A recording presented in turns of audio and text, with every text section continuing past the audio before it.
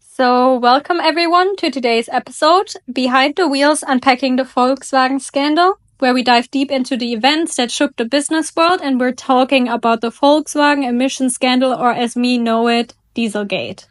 That's right. It's hard to believe it's been nearly a decade since this scandal exploded, changing the way we think about corporate ethics, environmental responsibility, and even the cars we drive today.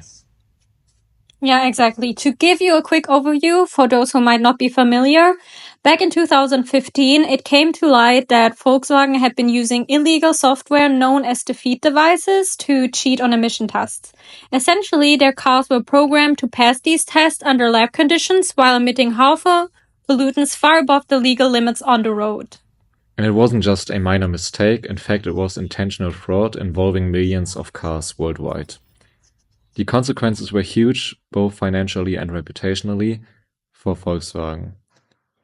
But the effects went much further than the company itself. Yeah, today we're going to unpack how the scandal unfolded, how it shocked the entire automotive industry, and what it means for consumers and environmental regulations even now, almost a decade later. And firstly, let's talk about how we perceive the issue. So, Leonard, do you still remember how the news impacted you? Yes, so when the news about the fraud came out, I remember people couldn't believe what had happened.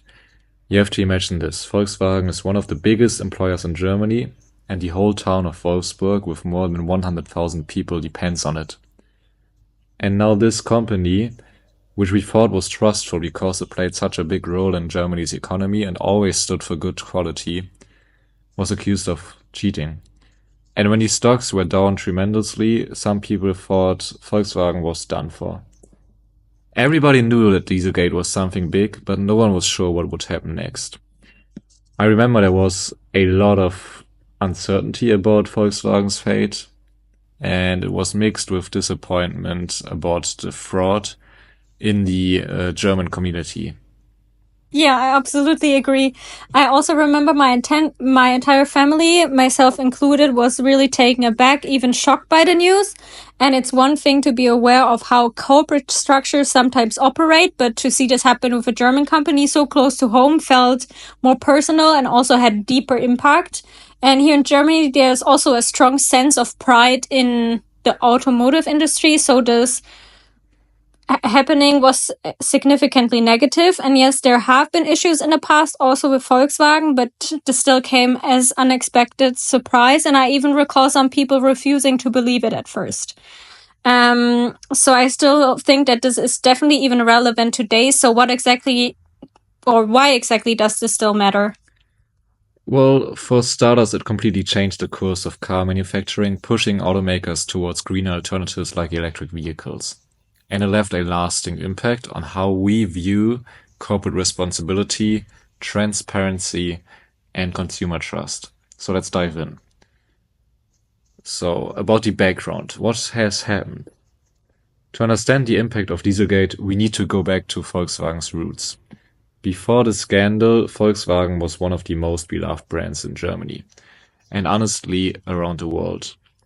It was known for its reliability, its timeless designs like, for example, the Golf or the Beetle, and also for its affordable prices for families. Volkswagen was the people's car, just as the name Volkswagen suggests. Right, and their cars weren't just popular, they were symbols of the emerging middle class, but behind this clean image, Volkswagen had a more troubling history. Yeah, the company's origins are actually tied to Nazi Germany. It was founded by Adolf Hitler in 1937 with the goal of producing affordable cars for German citizens. Many Germans saved money to buy the promised car for the people, but that promise was never fulfilled by the Nazis, and instead the war intervened, and Volkswagen factories were used for military production instead. And after the war, the British took control of the factories, and eventually Volkswagen was privatized, which led to its incredible growth in the decades that followed since. Yeah, by 2008, Volkswagen had become the world's most valuable company, at least briefly.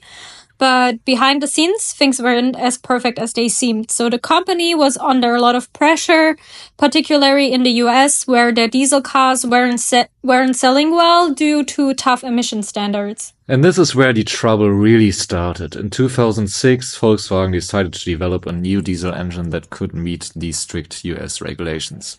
But with a tight budget and even tighter deadlines, instead of developing a cleaner engine, they just cheated. They installed deceive devices, which is software that made the cars appear to meet emission standards during testing, but in reality they were emitting up to 40 times the legal limit of nitrogen oxides, which were allowed on the road. Yeah, and it wasn't a small-scale operation. We're talking about 11 million cars globally, including almost 500,000 in the US, but how exactly did they get caught? It's kind of ironic, really. A small team of researchers at West Virginia University wanted to show how clean diesel engine technology had become. So they tested a couple of Volkswagen models, not just in the lab, but also on the road. And what they found was shocking. The cars were nowhere near the legal emission limits. And they reported their findings, and soon after, the US Environmental Protection Agency, which in short is EPA, they quickly got involved after they found out. Yeah, and then in September 2015, things started to get very serious because the EPA announced that Volkswagen had been cheating the system for years, sparking a global scandal that sent shockwaves through the automotive industry. Yeah, and so let's talk about the fallout for Volkswagen. Leonard, financially, how bad did it really get for them? It was catastrophic. Volkswagen ended up paying over 30 billion in fines, settlements, and costs related to vehicle recalls. Of that, $18 billion went just to repairs, and another $4.2 billion were fines.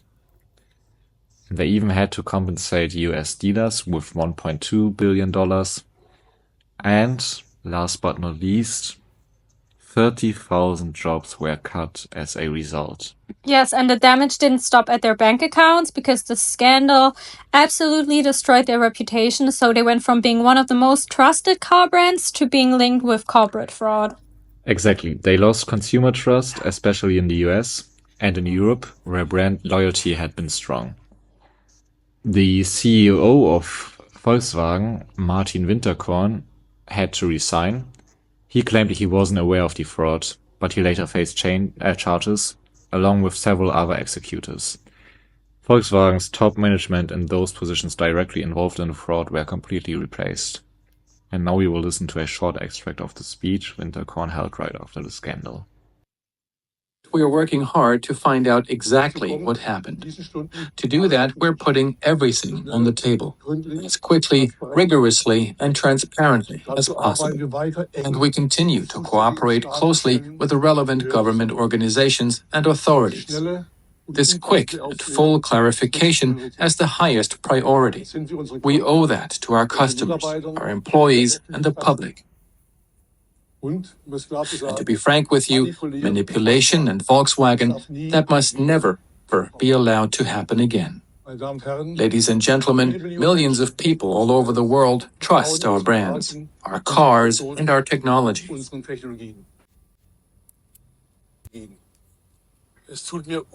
I am deeply sorry that we have broken this trust. I would like to make a formal apology to our customers, to the authorities, and to the general public for this misconduct. Yes, and this once again underlines the severity of the problem, and we can't forget the impact on their stock prices. So after the scandal broke, Volkswagen's stock value sank by 46%, removing out about 42.5 billion in market value. And obviously investors were furious, and regaining their confidence took years. Alright, so let's talk about the environmental and legal consequences for a second. So in theory, diesel engines should be better for the environment, since they use less fuel and emit less CO2 than petrol engines. But the problem was the nitrogen oxide emissions, which were up to 40 times higher than the legal limit when the deceive devices were switched off. Yeah, and high levels of nitrogen oxide are dangerous. It contributes to acid rain and deplements the ozone layer and poses health risks like lung irritation and also respiratory issues in humans. So ignoring emission regulations isn't just about breaking the law, it was about putting public health at risk. The scandal led to much stricter environmental regulations, especially in Europe and the US. The auto industry has since been under intense inspection, with regulators focusing on preventing anything like this from happening again. Yeah. So we can get a bigger or broader implication now about the industry and beyond. Let's zoom out and talk about the wide implication it had. So how did Dieselgate change the auto industry? Well, it pushed automakers to be more transparent and prioritize eco-friendly technologies. Companies like Fiat Chrysler and Daimler faced inspection, and many have since increased their development of electric vehicles. The scandal really accelerated the shift towards greener and more sustainable alternatives. Yeah, and we're seeing more electric and hybrid cars on the road today, and a lot of that can be traced back to the fallout from Dieselgate, because before diesel engines were seen as an ecologic alternative to combustion engines, and it seems that electric cars completely replaced diesels in that regard. So consumers too are more eco-conscious now and demanding greener products and also holding corporations accountable. And on the ethics side, it forced companies to take a hard look at their practices. It showed just how disastrous it can be to cut ethical corners, both financially and reputationally. Stronger corporate governance, transparency, and environmental responsibility are now non-negotiable for big brands. However, it is safe to assume that companies will still do not what is right, but what they can get away with.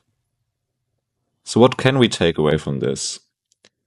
The Volkswagen scandal is a powerful reminder of the importance of corporate accountability.